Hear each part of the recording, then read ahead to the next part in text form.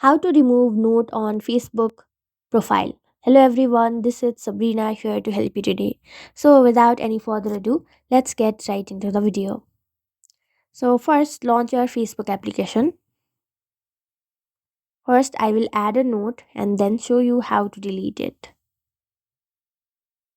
The note can also be added using Messenger. The process or the results is just the same. Whether you add it on your Messenger or your Facebook, it will appear in both.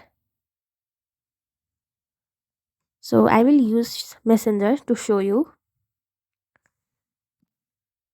Here I will add a note first and then show you how to delete it.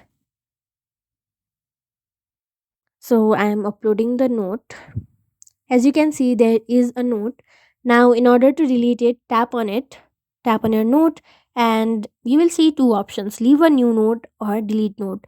Leave a new note. Tapping on this will replace your current note with something you will update.